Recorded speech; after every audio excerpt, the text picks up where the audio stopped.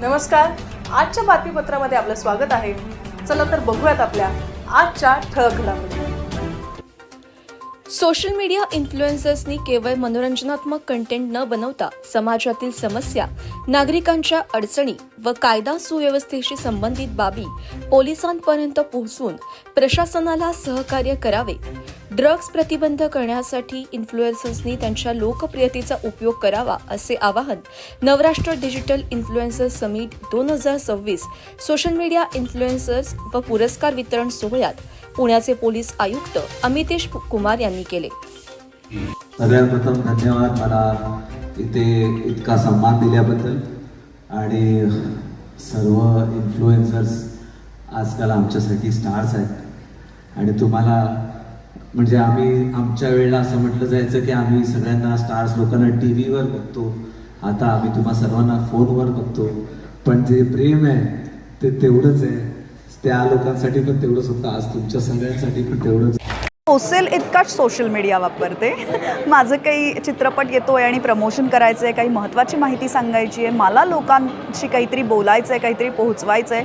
मी अशी सतत सोशल मीडियावर पडलेली तुम्हाला दिसणार नाही की मी सकाळी उठून काय करते, मी संध्याकाळी उठून झोपताना काय करते. आणि हे जे करतायत त्याबद्दल माझं काही म्हणणं नाही आहे. ते त्यांना जमतंय, ते त्यांना आवडतंय, ते त्यांना झेपतंय. मला यापैकी काही झेपणार नाही आहे.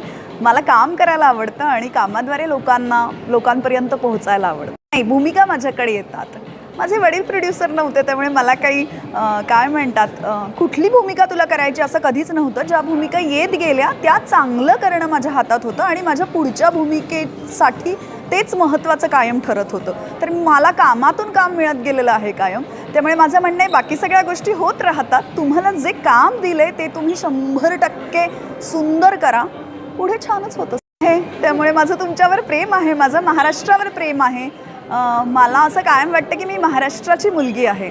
तर या सगळ्या पुणे, मुंबई, नाशिक आणखीन ह्या सगळ्या भिंती ओलांडून आपण महाराष्ट्राचे म्हणून एकत्र येऊयात आणि एकमेकांवर प्रेम करूयात. नक्कीच आईवडिलांकडून आलेला असेल, स्वभावाचा भाग आलेला असेल. आपण मला असं वाटतं आपल्या वाढीत ज्या गोष्टी घडतात, ज्या गोष्टींचा आपण अनुभव घेतो, त्या गोष्टी आपल्या आत उतरतात, त्या आवडू लागतात आणि त्या आपल्यापर्यंत पोहोचतात. माझ्या वाढीमध्ये खूप छान छान माणसं होती. माझे काय म्हणतात माझ्यावर प्रेम करणारे, मला स्वातंत्र्य आहे, तू स्वतंत्र आहेस याची लहानपणापासून जाणीव करू देणारे वडील होते. माझ्या वाडीमध्ये प्रचंड पुस्तकं होती. माझे मार्गदर्शक साळुंखे होते. त्यामुळे मला असं वाटतं ह्या सगळ्या गोष्टी माझ्यावर परिणाम करतात. माझं म्हणणं आहे ब्रेक्ट जे म्हणतो की सगळ्यात राजकीय भिकारड निरक्षर कोणाला म्हणावं, तर जे राजकीय निरक्षर आहेत त्यांना म्हणावं. आणि राजकारण, समाजकारण हा आपल्या दैनंदिन जीवनाचा अविभाज्य भाग आहे. मला काय त्याचं करायचं असं होत नाही. सिलेंडरचे भाव वाढले तर आपल्याला फरक पडणार असतो, पेट्रोल डिझेलचे भाव वाढले तर आपल्याला फरक पडणार असतो, मुलांच्या शाळांच्या फिया वाढल्या तर आपल्याला फरक पडणार असतो, प्रवासाचे भाडे वाढली तर आपल्याला फरक पडणार असतो. ह्या आपल्या आरोग्यावर, या आपल्या आयुष्यावर, या आपल्या मनस्थितीवर थेट घाला घालणाऱ्या गोष्टी आहेत. त्यामुळे मी कायमच व्यक्त होते.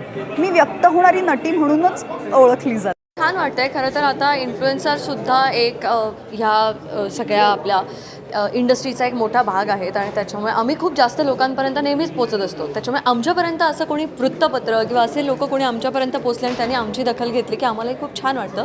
त्याच्यामुळे आज मी पण एक्सायटेड. ती सुद्धा पहिली मराठी इन्फ्लुएन्सर जाऊन आली आहे. त्याच्यामुळे त्या गोष्टीचाही अभिमान आहे आणि खूप एक्सपिरियन्स खूप छान होता. एवढ्या मोठ्या प्लॅटफॉर्मवरती मराठी भाषेला आणि मराठी आपल्या अस्मितेला प्रेझेंट करण्याचा एक अभिमानसुद्धा होता आणि एक रिस्पॉन्सिबिलिटीसुद्धा होती आणि मला वाटतं मी चांगली निभावली.